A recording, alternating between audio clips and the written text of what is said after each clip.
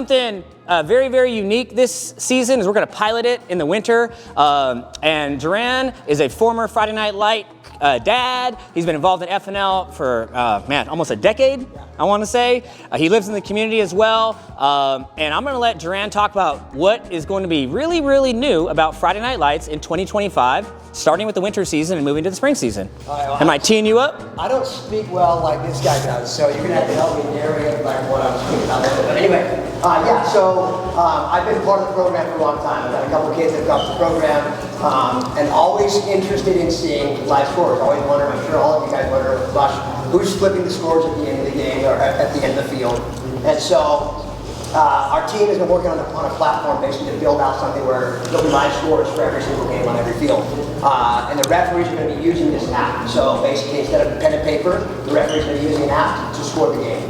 That's phase one of this product. So phase one launches this winter season.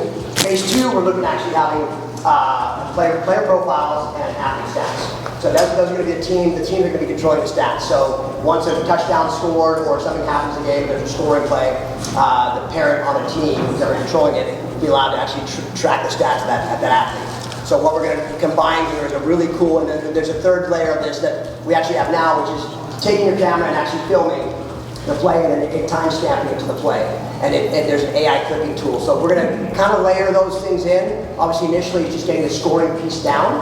And that scoring piece is going to be launched here shortly in the next couple of weeks. And so I want feedback. So you guys, if you see me, if you see a referee, you see one of these guys, come tell us what if there's an issue, if you want to see something different. We want to know, because this is the pilot season. So let's figure this out and make it the best it's ever been. So that's it. That's the goal. All right. Thanks. Appreciate you. All right. Well, let's start with the really, really important stuff. Coach Mac, everybody's here because they love kids and they want to help them get better at football. They want to be a positive role model. If you were coaching flag football, what would you tell a brand new coach? Some things you want to make sure is that your communication is really good with your team. That would be weekly emails with your practice schedule, what time you're meeting, and then some positive feedback or some positive comments on your players from each game. Make sure that the idea of Friday Night Lights is for everybody to have fun. So everybody should be touching the ball throughout the game. That's super important. So as you structure your practices and your game plans and your playbooks and stuff like that, make sure you are teaching in multiple positions so they can do a lot of different skills. Make sure that you are the example, first and foremost, to these young people that you're mentoring, and then to the refs, and then you have to do a really good job with your parents. The winter season, like our summer season, is a little bit more chill. A lot of you guys know the fall and the spring are part of that. That gets pretty intense, especially as we get to the playoffs. Our refs, we pay them very well, and they still are not very good. So go into it knowing that they're going to blow a bunch of calls, and it's the way it's going to go. But don't let it ruin your experience. Don't let it ruin your kids' experience. Don't let it ruin the parents' experience by you guys acting like buffoons out there, okay? Because we see it, and what you don't want from us is the phone call Sunday and Monday about having to reprimand your behavior. We don't want to babysit adults or young people. So try to keep your emotion out of it. Your name won't be in the paper on Saturday morning. Nobody really cares at the end of the day. So just have fun with your kids. Our league is very successful because our volunteer coaches just do an incredible job. And I'm a great product, he's a great product, because our kids, from my kid, kindergarten through 8th grade, went through the program, and it's one of their best memories ever. And they all play competitive sports at high level. So those are some words of wisdom for you. No, it was great. Coach Mack, his son started playing FNL in kindergarten in the Long Beach area.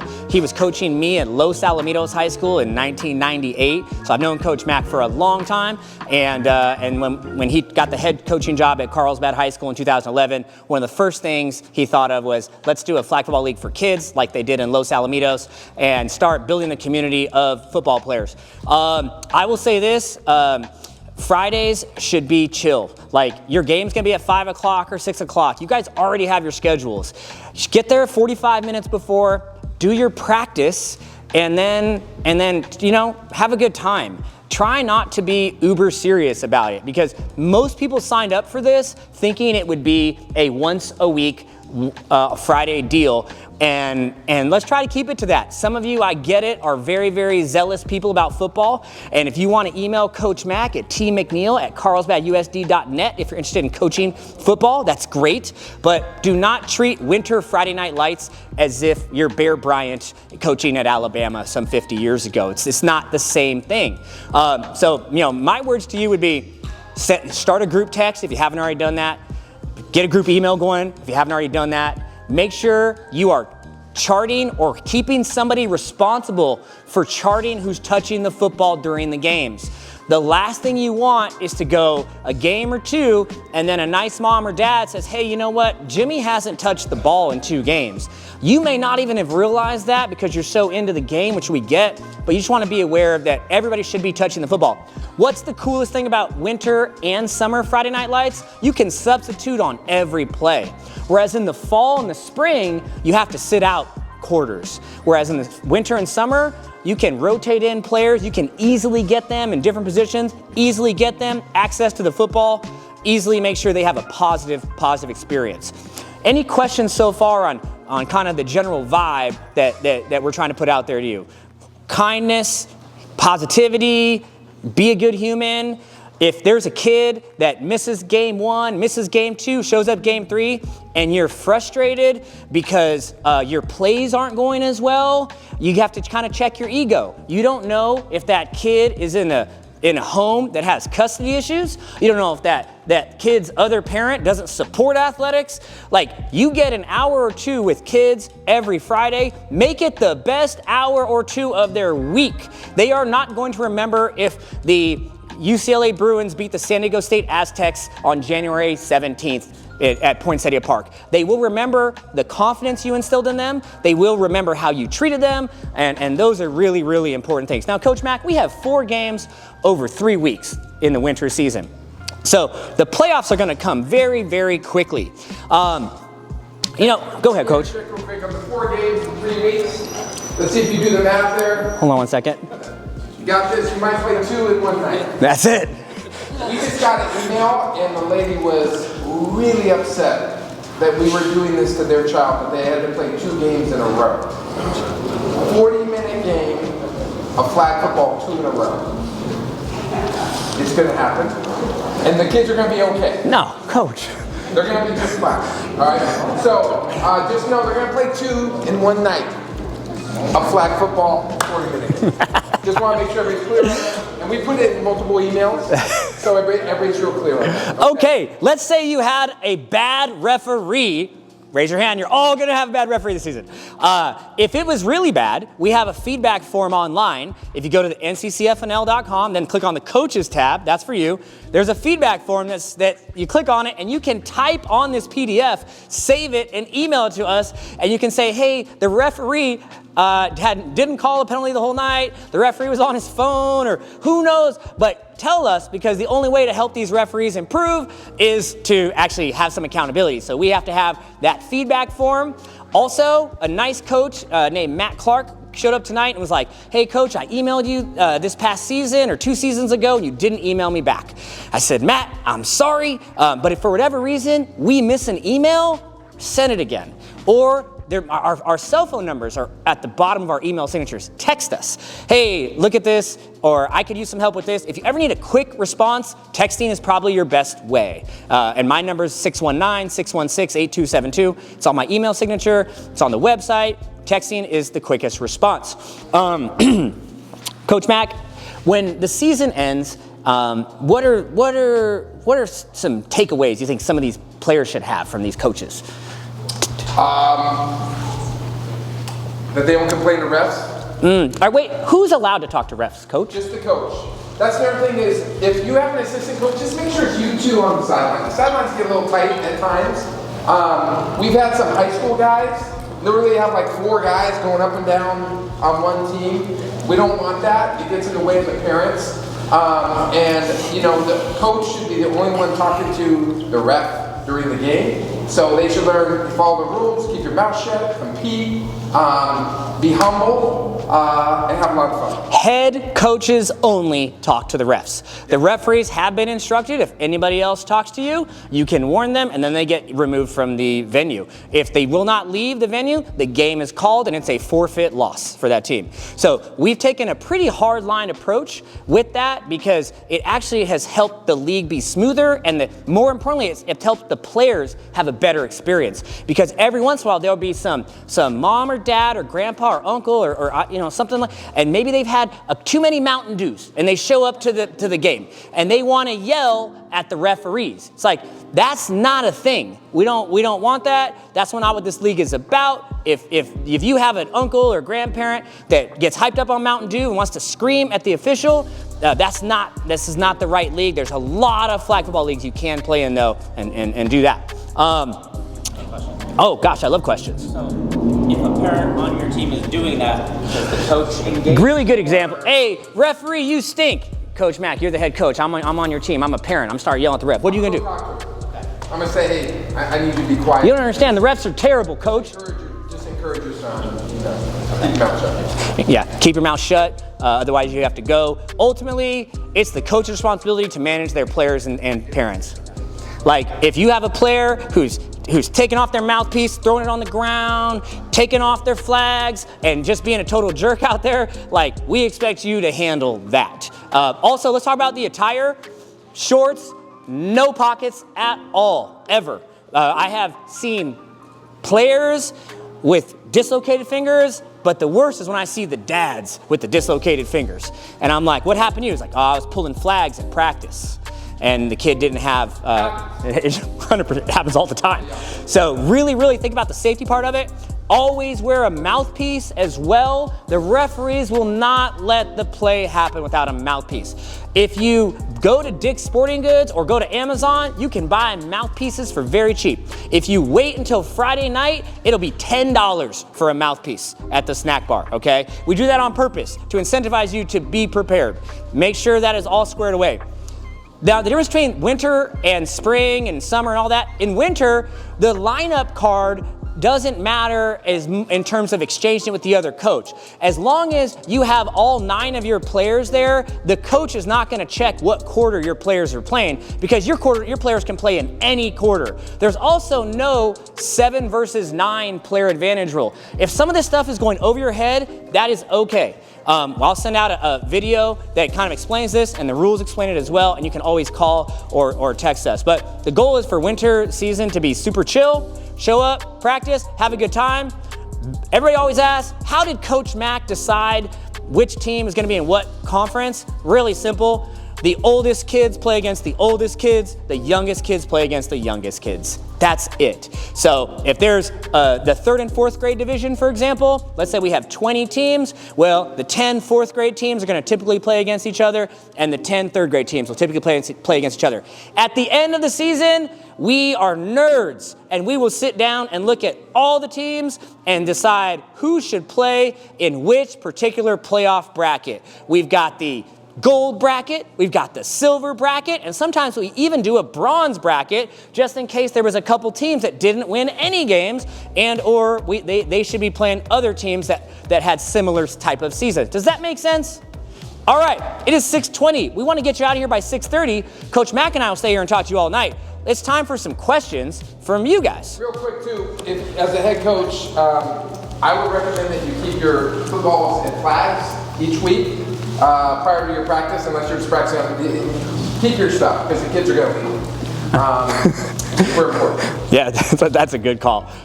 Any experienced FNL coaches want to try? Scott Smith, I'm going to put you on the spot. Scott Smith, come on up here, Scott. Let's go. Yep. Scott, Scott, how many FNL teams have you coached? At least 20-something. 20-something FNL teams. All right, now, Coach Scott, we didn't plan this, but what would you tell these coaches in the winter season? I would just be really organized with your practices. I would have maybe one practice in the next couple days, and then after that, just find an area, work on flag pulling at the younger teams. Yep. And then work on timing on offensive plays for the older teams. Well done. Give it up for Coach Scott. Great job, bro. Hey, this is very simple, but it's so real. Coach Mack only has a couple rules. Coach Mack's flag football winning percentage is like 950, by the way. Okay, he's won a lot of games coaching flag football to the point where he got banned by his own league from coaching ever again. We banned you. Anyways, Coach, what are your rules for the football and how what are the three basics? Yeah. The very simple, to me, the most important thing is we worked on flag pulling and then the exchanges.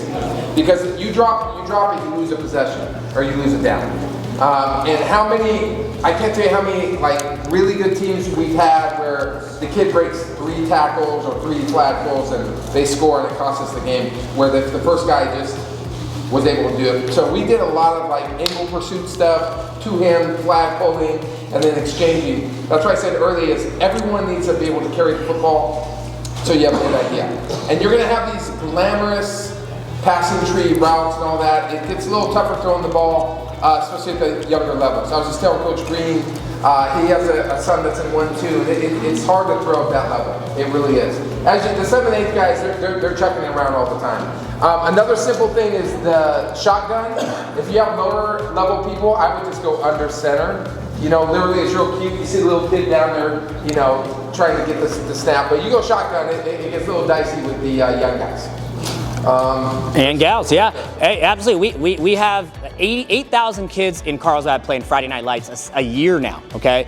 And about 3,000 of them are female. You guys have noticed because of high school girls flag football, because of girls flag football being an Olympic sport, I mean, and a college sport, we're in a really, really cool time. And so you're gonna see a lot of awesome athletes out there, boys and girls. You'll see some pink flags. I would just say this, what we've learned is that the best coaches, as Scott said, they're organized. And so you only have 30 or 40 minutes before your game to have your practice. You want to have that organized. If you need help organizing your practice, email us. We will provide a practice plan for you or a structure, or we'll connect you with an experienced coach like my friend Ryan here, and who can be like, hey, man, you've never coached Friday Night Lights before? Call me, I can walk you through it. Or why don't you come check out our game after your game and you can get some ideas. Like at the end of the day, we all want to help each other because the only thing that matters is what the experience the kids are having is at the end of the season. The kids are the only people that matter in this league. Does that make sense, everybody? Okay, questions. We got about 7 minutes. Hi, Coach. So I coached last season. This was my first time, and they were pretty consistent about calling. Was it 30? However many seconds it is to get a play in? You have 7. Oh, you mean in between plays? 30 seconds typically in between plays. Yes, sir. The same way with winter now. It is. It is. Yeah, 30 seconds. We're gonna go there. Yes, sir. Yeah, you have 30 seconds to sub. Exactly. Okay, quick hitter. Yes, sir. Can you come first? Are the coaches on the field or are they on the sideline? You can be one coach can be on the field up to 4th grade. So if Coach Mack's calling the offense for our team, he's on the field when the offense is on, he comes off, I go on, I'm coaching the defense now, up to 4th grade. Once you get to 5th, 6th, 7th, and 8th grade, you are now on the sideline. If you want to bring your whole team to the sideline for a huddle, do it. If you want to just bring your quarterback, do it. If you want to have cards, do it. No AirPods yet. Coach. Well, if the kid has a natural running like this, will they get called for flag guarding every time? Probably. Okay. So we got to teach them to run like this? You know, I don't know. I don't know about that one. I wouldn't change the running style, but just know it might get called. We had a kid on our team that literally just ran like this. They called flag guarding like half the time. Yeah. Did you hear what we said about the refs in the beginning, dude? Yeah, I hate that one is so subjective. Like, it looks like he's just running and then they call. We get it. Coach in the black hat. Oh, 10-yard rush line. So 10 yards is about from me to the camera. So the quarterback has 10 yards, or the first rusher has 10 yards of a leeway. If Coach Mac's the rusher and I'm up front in front of this 10 yards, that means I cannot cross the line of scrimmage until what happens? The ball is released, either handed off or thrown. So you have 6 players to use on defense. You can rush 1, 2, you can rush all 6. If you rush all 6, they all have to be 10 yards back. If you rush 1, only that person needs to be 10 yards back. You can put a couple up front, a couple up back, however you want. Be creative, it'll be fun. The rush happens to the quarterback run immediately, or? No, quarterback's not allowed to run. And what you would do, if you wanted to get your quarterback to run the football, is you would get a different player to be quarterback. And I would say down, set, hut, I'd get the ball, and I'd flip it to the fast, athletic person who can also, and then once the ball leaves my hand, there's no more 7-second clock, and anybody can rush. Does that make sense? On the coaches tab on the website. Yep. Yep. And we're going to go you and then Coach Green. Yes, sir. Coaches tab. Practices are before the game. Wherever you can find a spot. So we're at Poinsettia Park. We're on the baseball field and the turf field, and we're at Alga Norte. All those places have grassy areas and throughout the park where you can totally use it. And then I think our first game.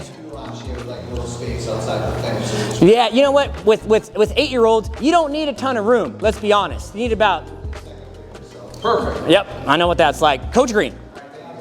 Just a clarification on the 10-yard rush for 7 seconds. One or the other? No. So, Coach Green, let's say you're the quarterback and the ball gets snapped to you and I'm rushing you. You have 7 seconds. If I don't rush you, you still only have 7 seconds. So you cannot run back there and avoid people for much longer than 7 seconds. So you can drop 6 into coverage if you want, however you want to do. Hold on. We're going to go to you. You haven't asked a question. Go ahead. Blitz rule, the rusher has to keep the hands down. Rusher has to keep the hands down. Yes, sir. Still have to keep hands down because that player in the backfield can throw the ball. If there's any chance of throwing the ball, we want the hands down. What happens, it's Kennedy, right? Your last name? Stand up, buddy. Let's imagine this is our quarterback here. He's about to throw the ball, and then I keep my hands up and I hit him. That's going to be a penalty, and more than anything, that dude could get hurt. Thank you. You did a great job, dude. So you cannot knock the ball down with your hands up in the backfield. You can. On that note, when they're taking stats, nobody cares about passes blocked. They care about pulling the flag. Pulling the flags. Intercepted, you can't block them. Yes. All right, we're going to go to you. Yep, go ahead. In the beanie. No substitution rules. You do whatever you want to do. In the winter league, you can sub every play. It's a little easier as a coach because it's easy to keep track of who's getting the ball and who's playing what positions too. It's not as regimented. It's different than fall and spring. Coach. Once the ball goes downfield, can the receiver lateral? Oh, please. Dude, oh no, seriously. Like, I've seen some really, really good teams catch the ball and flip it around and score. Do that. I will say this. The ball will go on the ground a lot unless you practice it, you know. And the older your kids are, the more successful you'll be at that. The little kids, I'd be careful with the hook and ladders. Too many of them, yeah. Hi, Coach. 7 of my players have never played before. Would it be appropriate to ask the ref before the game if they call a penalty to tell the kids, be more explaining about what they're calling? Oh, I think it's totally fair. Before the game, like, hey, we're new to the game. We're gonna make a penalty. We're gonna do a penalty tonight. After we do the penalty, can you explain what we could have done better? Then the referees, especially David, if you know David, they'll do a great job helping you with that. Yeah. Yeah. It is. Yeah. As long as it's the head coach talking to them. All right. We're gonna go coach in the black shirt, then coach in the black hat. Last game regular season. Mike Lopez. Yes, sir. Wait, are you gonna tell me a sad story of something that happened last season? Okay. All right. Okay. Last game regular season, January 24th. Teams guaranteed a playoff on January 31st and February 7th. Great question, Mike. You are guaranteed to go to the playoffs in every division except kindergarten, okay? 1st and 2nd to 8th grade will play in the playoffs. Your game will most likely be the 31st, Mike. However, there's a chance you have a bye in the first round and you may only play on the 7th. We won't know that until we rank all the teams after the season ends on January 24th in the wee hours of the night. and then we'll put the playoff bracket together, and there's a good chance you'll play on the 31st, Coach. Good chance. But there's, say it again? No Mountain Dews? No. Mountain, no. Coach Bean? Pending no rainouts, February 7th should be the last game of the winter season.